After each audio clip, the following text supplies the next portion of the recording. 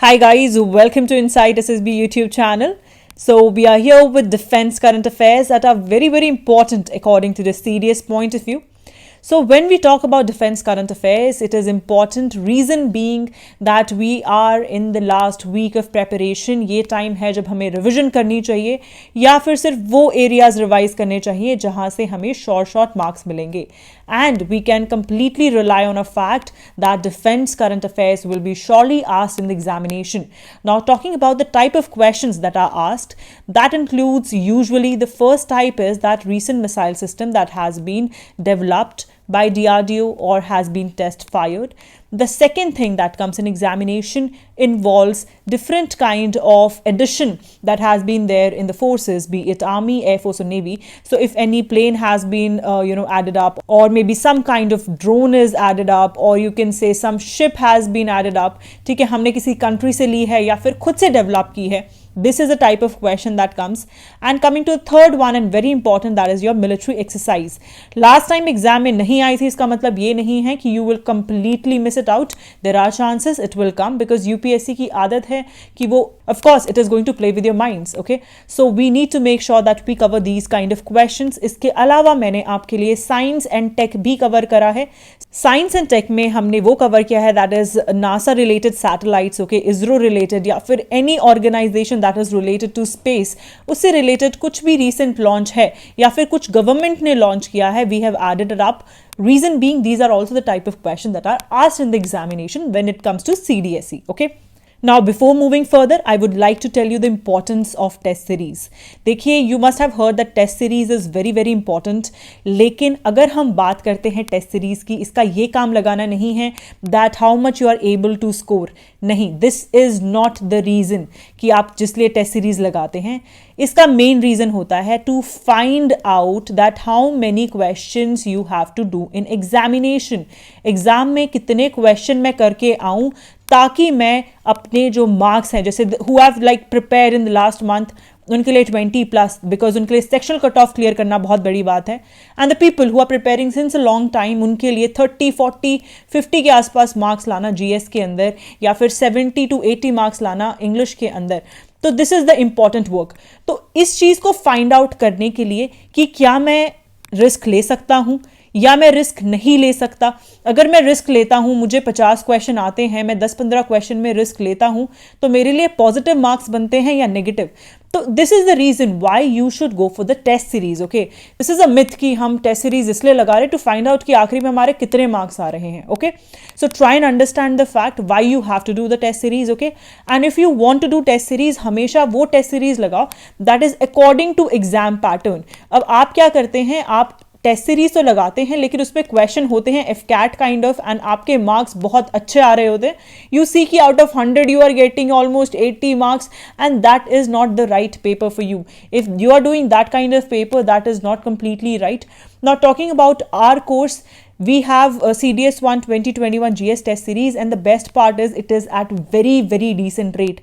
आपको 5 GS के full length test मिलेंगे 149 रुपीज़ में. और मैं आपको एक बात गारंटी से बोल सकती हूँ, इन पेपर्स में से आपको एटलीस्ट 15 to 20 क्वेश्चंस डायरेक्टली या इनडायरेक्टली देखने को मिलेंगे. या तो उन्हीं टॉपिक से क्वेश्चन आए होंगे, नहीं तो वो क्वेश्चन डायरेक्टली पूछे गए होंगे 100% in these 5 test. Okay, so I will just suggest go and check out this test series. आपको इस तरीके से मार्क्स देखने को मिलेंगे अपने कि how much you have scored, and these are the type of questions that are there. You can see that which kind of questions we have added. तो आप अपने दिमाग को यूज करेंगे इन क्वेश्चंस को सॉल्व करने के लिए, बिकॉज ये डायरेक्ट क्वेश्चंस नहीं मिलेंगे आपको. You will have assertion reasoning type of question जो कि सीडीएस में पूछे जाते हैं. इसलिए always go for the test series that is appropriate for you. Now let us move forward with the preparation of defence related news and science and tech news. The first thing that we are going to start with is the missile system. Missile system is very important. अलग अलग type के missiles होती हैं that are used by India, and hence whatever has been in news recently is more important instead of understanding what is a missile system, because what is missile system and what all missiles India has, that is important for SSB point of view. But when we talk about CDS examination, in this we only need one information, that is what has been happening in the current affairs. Okay, so let us start with it. Firstly, I will just let you know a brief intro about what is missile, because some people have this ideology that they want to understand and then learn, right? So missile system, if we talk about, please you can skip these two slides that I'm going to talk about. You can start right away with the current if you want to skip this part, okay? So first talking about the type, that is cruise missile and ballistic missile. तो मैं आपको basic सा meaning समझा देती हूँ. Cruise missile का मतलब होता है कि वो यूजुअली मूविंग टारगेट पे लॉन्च की जाती है, ठीक है? सिंपल टर्म्स में बता रही हूँ, not very technical terms, because cruise missile what is there is कि it doesn't go outside the earth, ठीक है? जैसे हमारी अर्थ है, उसका एटमॉस्फेरिक लेवल होता है, राइट? उससे बाहर नहीं जाती है cruise missile. Cruise missile with in that space रह के एंड जाके हिट करती है. और यूजुअली क्रूज मिसाइल किस लिए यूज की जाती है? To hit some target that is in moving condition. But when we talk about ballistic missiles, they go outside the earth atmosphere and then they come down with the help of gravity, ठीक है? तो gravity के through आती है. अब ये usually moving targets पे नहीं कर सकते, बिकॉज इसकी एक तो पहली बात स्पीड बहुत स्लो होती है, because it is going out and then coming down, बहुत भारी होती हैं एंड काफ़ी स्लो होती है, इसलिए मूविंग टारगेट के लिए नहीं, instead of a static target के लिए यूज किया जाता है when we talk about ballistic missiles, okay? Then when we talk about warheads, ये अलग अलग टाइप के होते हैं, इसको आपको याद करना जरूरी नहीं है. What you need to know is की शॉर्ट रेंज कौन सी होती है, दैट इज 300 से 1000 किलोमीटर्स. मीडियम रेंज होती है 1000 से 3500. इंटरमीडिएट रेंज बैलिस्टिक मिसाइल्स जो होती है that is 3500 to 5500. And intercontinental ballistic missile is 5500 and above, okay? Now talking about the launch mode के बेसिस पे, दैट इज कहाँ से लॉन्च की जा रही है एंड टारगेट कहाँ पर है, उसके बेसिस पे किया जाता है differentiate. Surface to surface means surface पे ही टारगेट है और सरफेस पे ही वहां से ही उसको लॉन्च किया गया है, ठीक है? सो सरफेस से मिसाइल लॉन्च की एंड सरफेस पे टारगेट किया, तो this is surface to surface. इनके सरफेस से आप एयर पे टारगेट कर रहे हो, means some plane is going on, for example Pakistan का प्लेन आ गया इंडिया में, तो क्या किया जाएगा? मिसाइल सिस्टम को लॉन्च किया जाएगा एंड वो सीधा पाकिस्तान के जो मिसाइल पे है उस पर एक्ट करेगा एंड फाइनली उसे डिस्ट्रॉय कर देगा, ठीक है? So this is what, this is surface to air. तो अलग अलग टाइप के हैं, मेन जो इंपॉर्टेंट है that is surface to surface, surface to air, ठीक है? Then your anti tank is very important. अभी रिसेंटली काफ़ी ज़्यादा मिसाइल सिस्टम रही हैं in news that have been anti tank, ठीक है? ये आपके काम की चीज़ें नहीं हैं, हमें सिर्फ 3 चीज़ें पता होनी चाहिए, that is the type, then the range and then is your launch mode. The next information that I would like to give you is IGMDP. IGMDP stands for Integrated Guided Missile Development Program. This was initiated by MOD, that is Ministry of Defense. And इसके under आती हैं पृथ्वी, आकाश, नाग, त्रिशूल and अग्नि. इसके related सारी information यहाँ provided है, so you need to know this, ठीक है? आप इसको पॉज करके पढ़ सकते हैं if you wish. Now talking about the main and the most important thing, and that is news. Whatever has been in news comes in the CDS examination when it comes to defense related questions. So Rajnath Singh has recently, Rajnath Singh कौन है? हमारे defense minister हैं. So he has handed over 3 systems that have been indigenously designed and developed. Indigenous का मतलब क्या होता है? It has been developed within the country, okay? So it has been designed and developed by the DRDO. Very important, किसने करा है? DRDO ने किया है. और जो 3 आर्म फोर्सेज हैं उनको ये प्रोवाइड किए गए हैं. The first one is IMSAS. IMSAS जो है, this is actually a very important and crucial role play when it comes to global maritime situational picture. What about weather? Weather का कैसे पता चलेगा? नेवी को वेदर की नॉलेज होना बहुत इंपॉर्टेंट है. इट शुड नो कि सी में what is the condition going on. तो IMSAS क्या करता है? Global maritime situational picture provide करता है. Talking about the second one, that is Astra Mk1 missile. So this is a missile system which is BVR. BVR stands for your beyond visual range. So it is usually used to engage the targets जो कि बहुत far off होते हैं, ठीक है? So जो minimum range होती है that is almost 40 kilometers. आप अगर real terms में आए तो it is 37, ठीक है? But we take it approximately like 40 kilometers.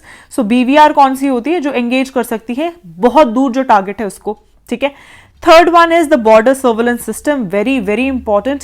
So as we know that the condition of border is not similar everywhere, we have seen areas like Ladakh and various areas that are in Srinagar and Kashmir जहाँ पर बर्फ बहुत ज़्यादा होती है during winters. So when there is a situation like this, वहाँ पर क्या issue होता है that night surveillance get very very difficult because firstly night vision पे issue आता है. The second thing is that वहाँ पर बर्फ की वजह से काफ़ी areas आप जाके ट्रूप्स वहाँ पे नहीं जा सकते हैं. ओके, सो उसके लिए बॉस जो सिस्टम है that is very very crucial and important. So boss is border surveillance system.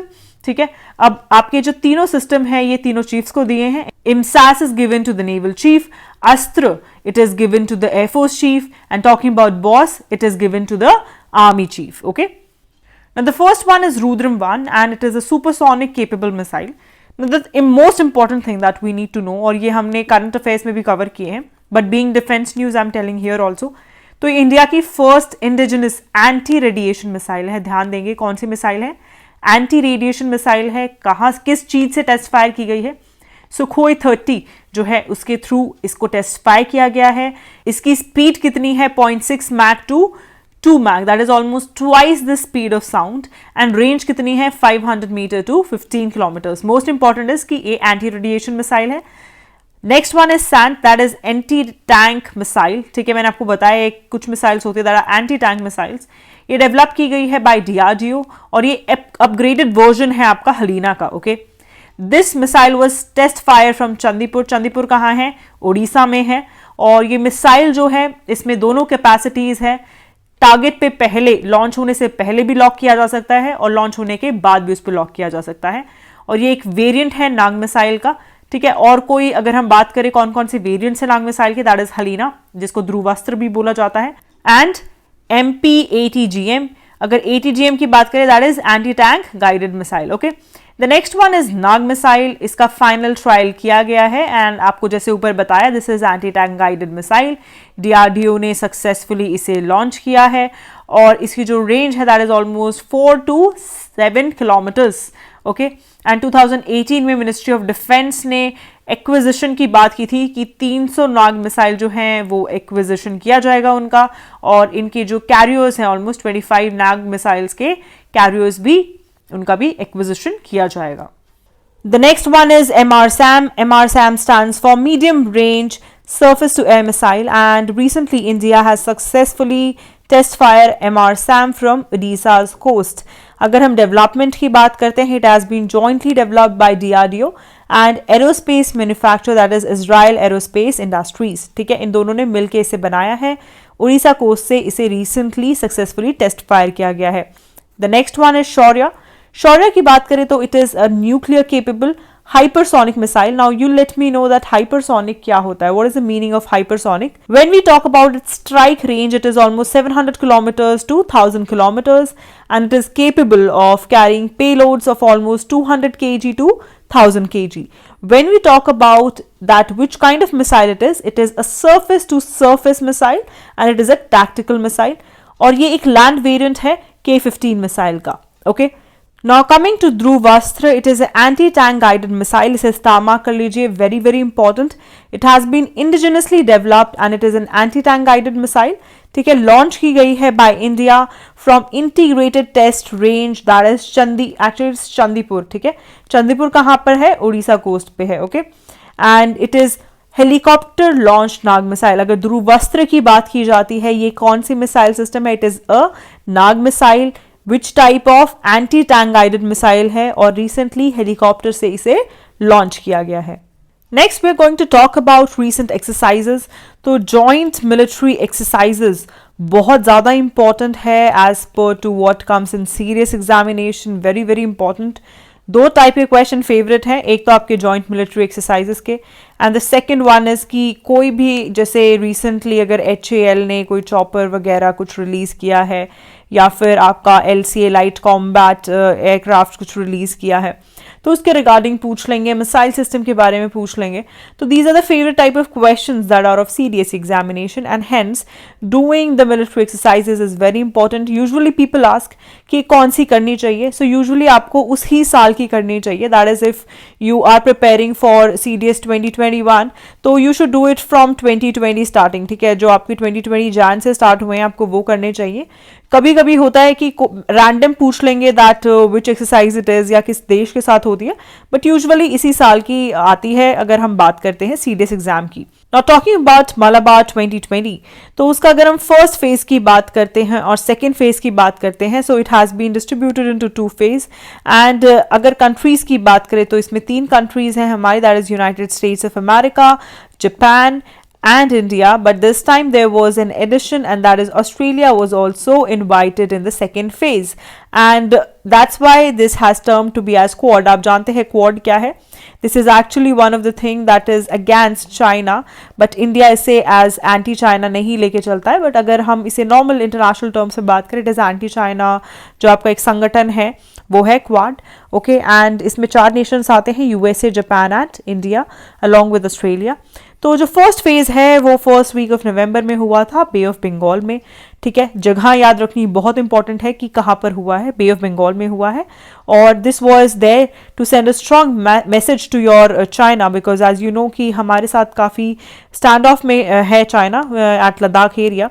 So stand off के रिगार्डिंग एक स्ट्रॉन्ग मैसेज भेजना चाहते थे in the first phase. Talking about the second phase of exercise, it was conducted in north Arabian sea. North Arabian sea में हुआ है, ध्यान रखेंगे. First phase bay of Bengal, the second phase in north Arabian sea, and ये 24th addition है Malabar exercise का, और ये एक मैरिटाइम एक्सरसाइज है. ठीक है, तो ऑफकोर्स नेवीज ही अटेंड करेंगी, right. So US navy, Japan maritime self defence force, royal Australian navy and Indian navy were participants. The next one is Suraksha Kavach.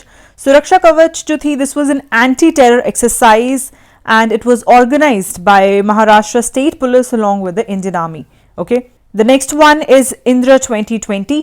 So this was along with Russia, India and Russia की है ये वाली. ठीक है, आप कैसे याद रखेंगे? You can see IND and RA, right? So this is India, this is Russia.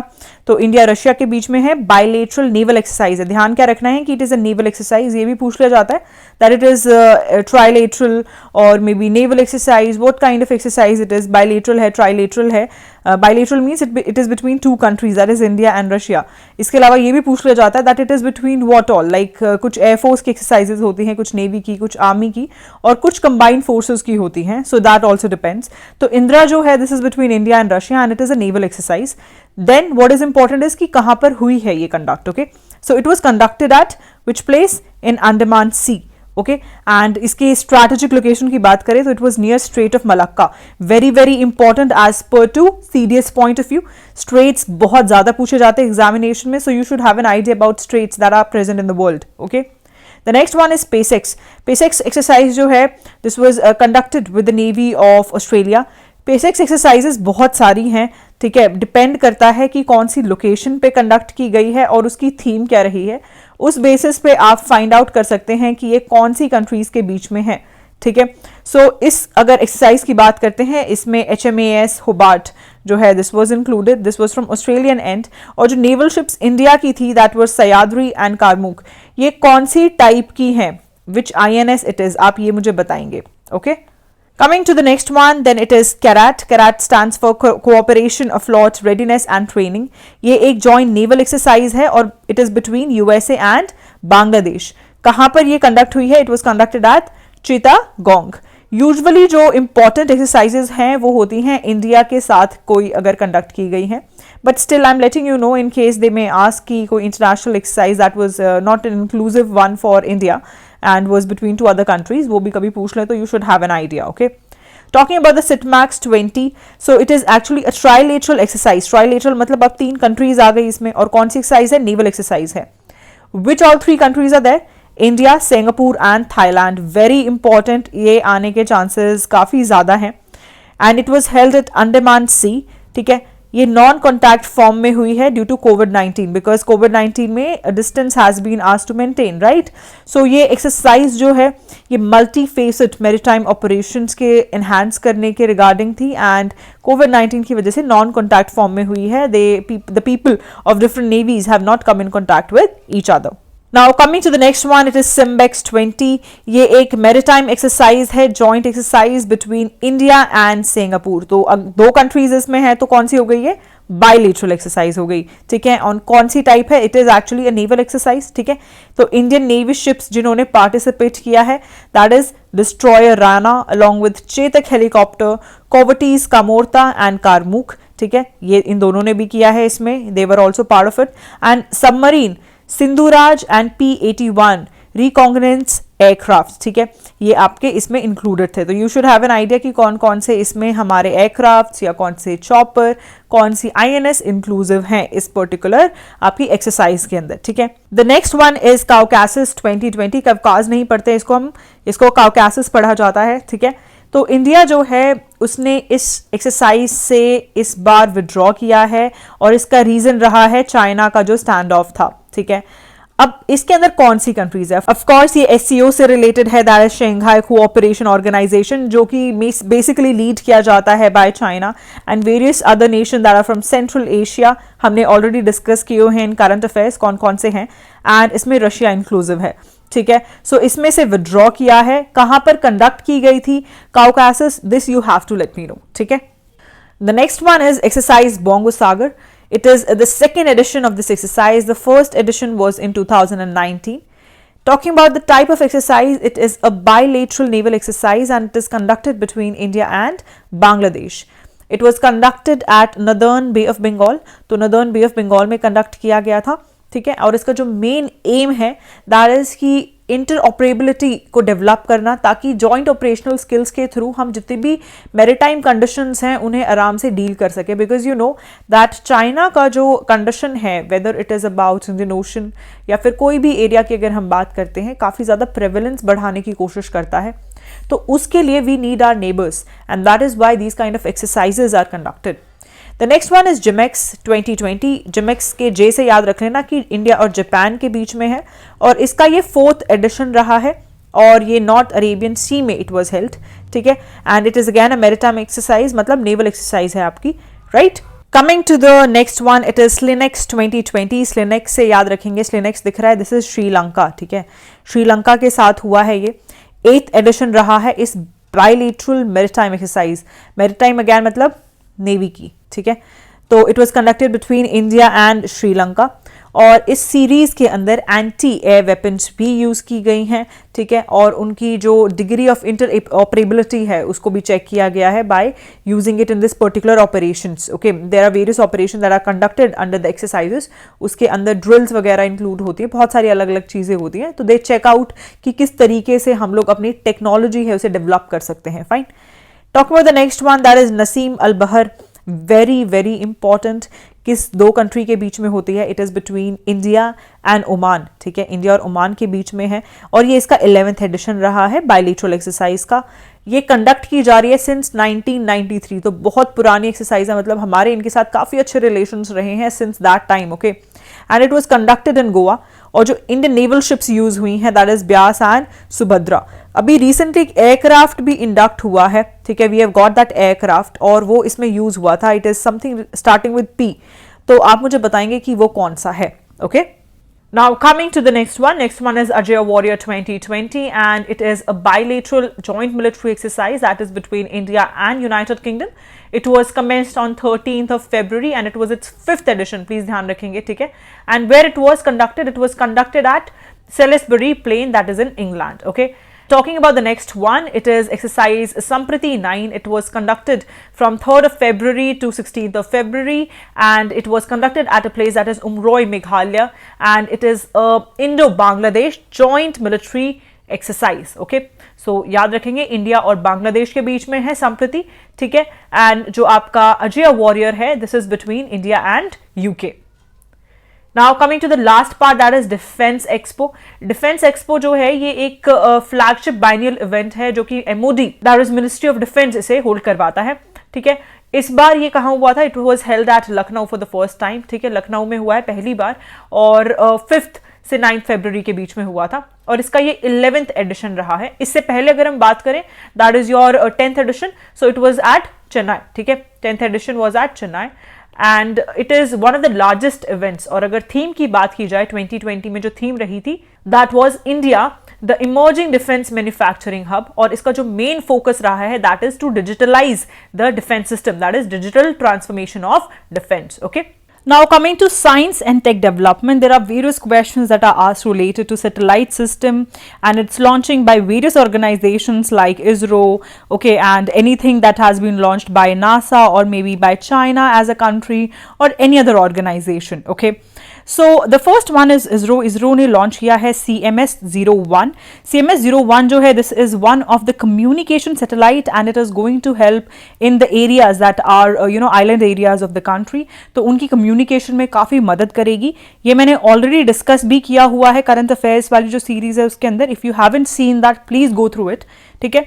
और इसको जो launch किया गया है that is by PSLV C50, और PSLV C50 जो है ये 52nd टाइम यूज हुई है, और ये जो कम्युनिकेशन सैटेलाइट की अगर हम बात करते हैं तो this is your 42nd communication satellite. Okay, now talking about the second one, ISRO ने अभी शेड्यूल किया है that it is going to launch the Venus mission in 2025। Okay, the third one is that China ने अभी recently first satellite, जो world की first satellite है 6G satellite, वो लॉन्च करी है, और उसका जो नाम है दैट इज UESTC या फिर स्टार एरा 12। तो डायरेक्टली पूछा जा सकता है कि ये जो सैटेलाइट है ये कौन सी सैटेलाइट है? So it is actually a satellite for 6G, ठीक है।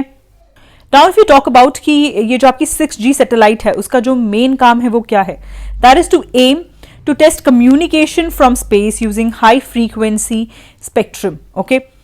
Then the fourth one is Change 5. Change 5 जो है, this is a lunar mission that has been launched by China, and ये basically इसलिए है ताकि जो samples हैं वो वापस लेके आए जा सके from moon, and this will help in exploring the unexplored parts of moon, ठीक है।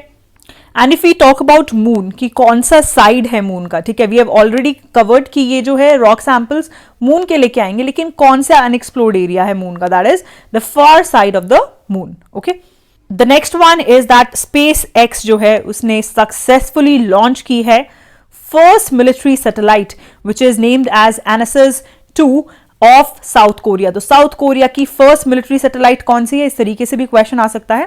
The answer for the same is this, ठीक है। और ये जो सैटेलाइट है ये डिप्लॉय किया गया है इन जियो स्टेशनरी ट्रांसफिट ऑर्बिट, ठीक है। और किसने करा है इसे वहां पे फिक्स? तो जो रॉकेट का नाम है that is Falcon 9।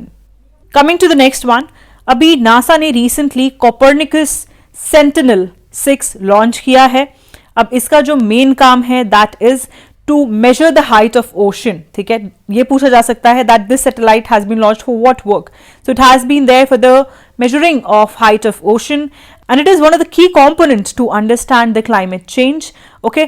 And if we talk about this satellite, it was again sent by SpaceX and by using Falcon 9 rocket. अब आप मुझे एक बात बताएंगे that SpaceX जो है ये कौन सी कंट्री की स्पेस ऑर्गेनाइजेशन है? Okay, now this is very important, star mark कर लीजिए इसे। हिमालयन चंद्र टेलीस्कोप जिसने 20 सक्सेसफुल ईयर्स कंप्लीट किए हैं, ये कौन से माउंटेन पे है?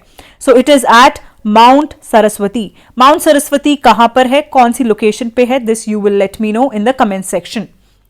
The next one is DRDO ने रिसेंटली लॉन्च किया है एक इनोवेटिव कॉन्टेस्ट, एक open contest for the startups of the country, and the name for the same is dare to dream. The next one is tech for tribals initiative.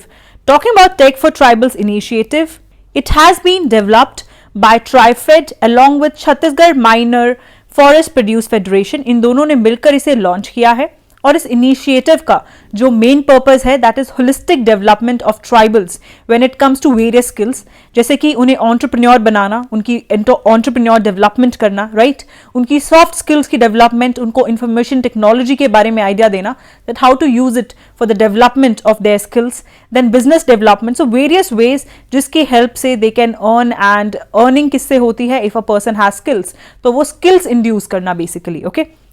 Then coming to the next one, the remote controlled medical trolley that has been developed by Indian Railways to deliver food and medicines to COVID-19 patients. What is the name for the same?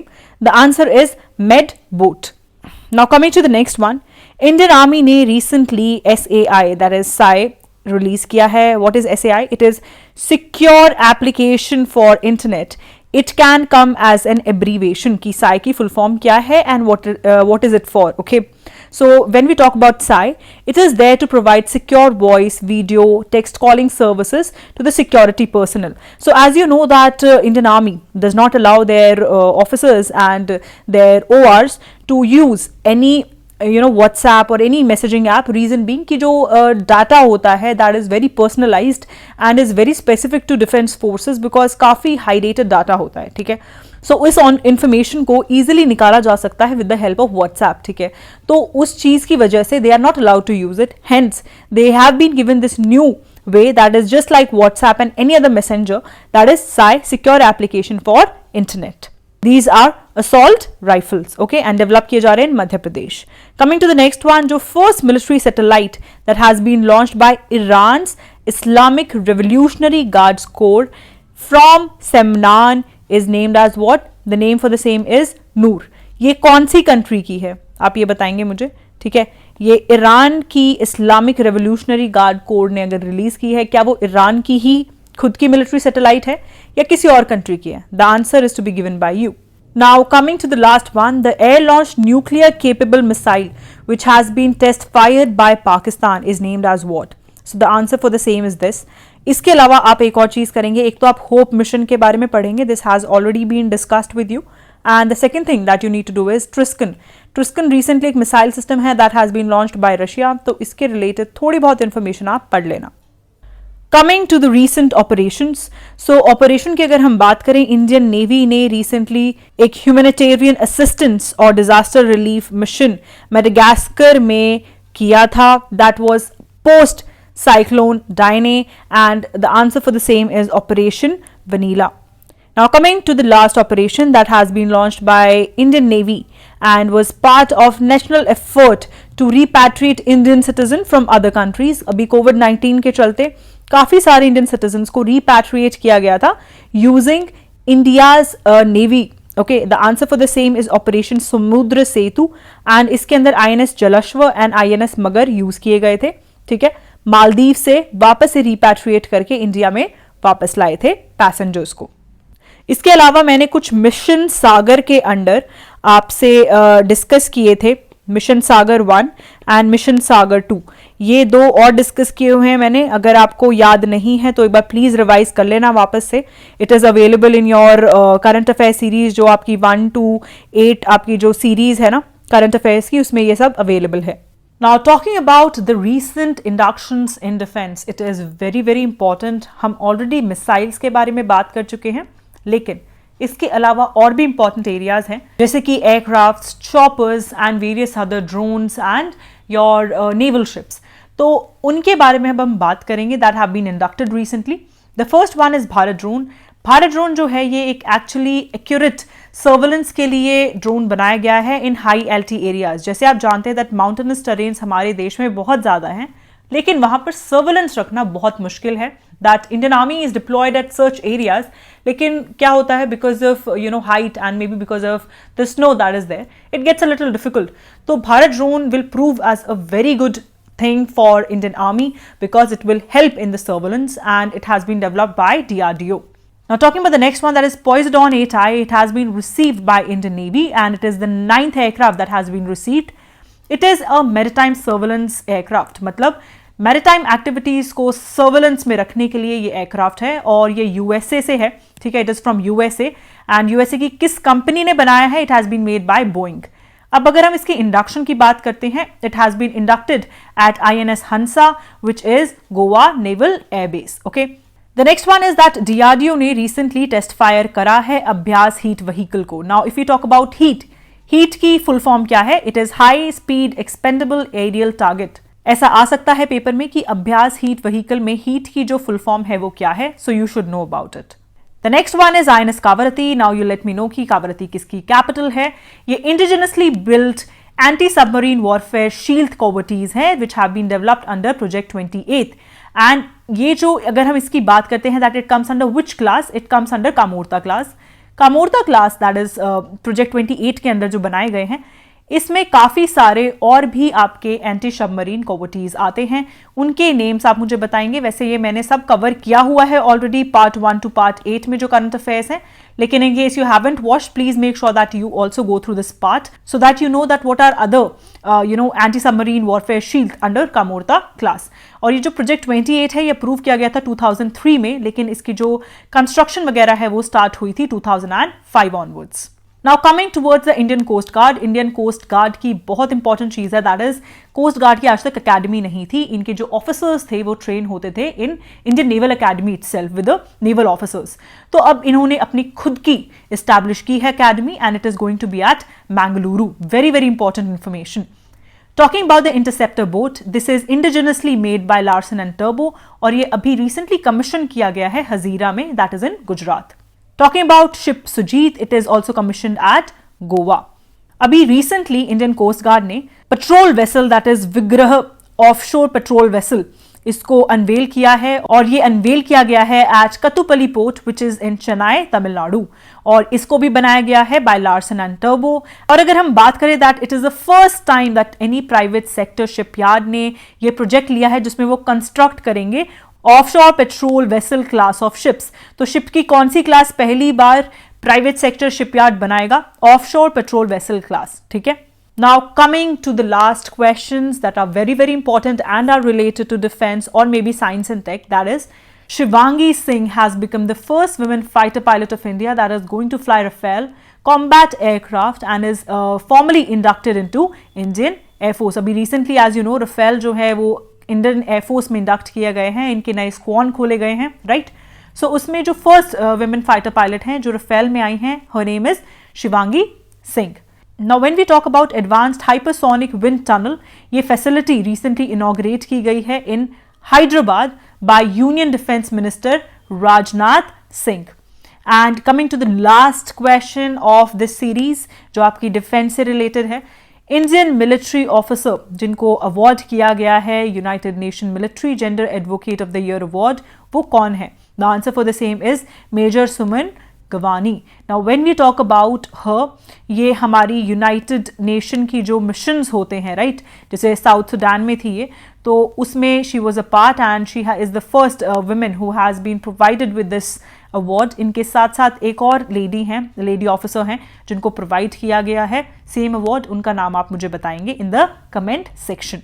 Now with this we finally end the defense current affairs. Now telling you a very important thing and that is on Telegram we will be posting a PDF that is very very important and उसके अंदर आपके defense institutions होंगे और वो कहाँ पर available है, that is where it is placed, वो चीज़ें होंगी। और ये question काफ़ी बार पूछा जाता है एग्जाम में। इसके अलावा रैंक सिस्टम जो कि Indian army, Indian air force and Indian navy का है।